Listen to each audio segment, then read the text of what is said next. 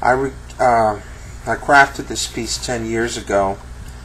It's kind of in the period where I was reading quite a bit of Gertrude Stein.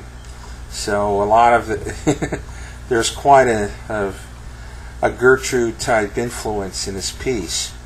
And there are some unflattering references to the World Trade Towers, for which I apologize. It was written 10 years ago, and it's how I felt then, as the World Trade Towers represented kind of American imperialism, in a sense. Kind of the coldness and greed of corporate America and Wall Street. And we can't erase that, no matter what happened. And it was a symbol of that. However, I don't quite feel that way now. And despite that dichotomy, I think the piece has artistic merit. So please bear with me as I read it. Thank you. From across the Hudson, at the conflux on the pier, at Exchange Place, with benches and chess tables, which are out of character with the surrounding urban blotches, the squalor which quells the voice of past dignified reason, thus not able to coexist with all that isn't concrete, steel, mortar, or doesn't fart on the metropolitan area. This very pier, however, being the exception rather than the rule, as it seems out of the way, just far enough removed from there, all is calm now here on the pier, with the possible exception of the agitation of the great Hudson, much more so than his practice and custom. The two not the same.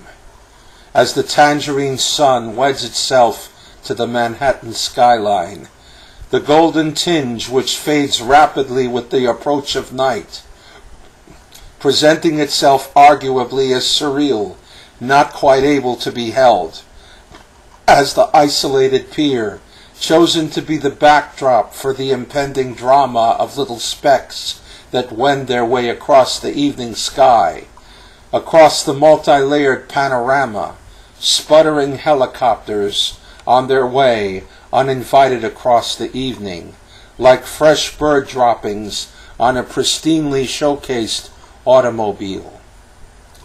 As unawares, assaulted with the smell of urine, unannounced from the portable toilets, offering us a slice of nature not seen nor smelled on PBS documentaries or reruns of Wild Kingdom. As this is the very human side from the Porto San shitboxes, interposed conspicuously Lady Liberty, the big Colgate clock, and I. That big clock alight, astray, however, from the correct hour and minute. But we are still witnesses to the arguably surreal yet tangible. Ahead, across the water, stands the uncircumcised monument, the twin needle-shaped erections. To the north, briefly I behold, the phallic monument of King Kong and beasts of the present day. But the rapidly enveloping twilight sky, dominated by the twin hard-ons, at the same time defy the soon-to-be night stillness. Penile behemoths though they are, shaped like His Honor's penis, the undressed and uncircumcised crown prince of Gotham, and yet they are very accepting of their lot as the moon alights in reticence, ever bashful, as if partially hiding, as if perhaps she has just gotten a whiff of the obtrusive smell of urine from the strategically placed shitboxes diagonally to my right, in close proximity. As the ink proceeds to run off of the page, the moon seems to cry, to shriek in anguish, "Get me the fuck out of here!" In urgent shrill agony, I must still cut myself off, through magic technology as represented by a third-rate Walkman, I conduct the world's greatest symphony with phantom orchestra under soft light from reluctant provider. I sing in true tones with arms waving, experiencing the current of the music, with surety and aplomb of an artist who interprets the glances, well-deserved from the herd, who may be heard to say, "What the fuck is wrong with this nut?" God bless the World Trade Center. God bless America. And God bless those departed from this terrible ordeal of 9/11.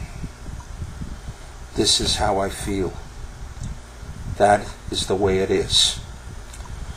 Thank you for watching.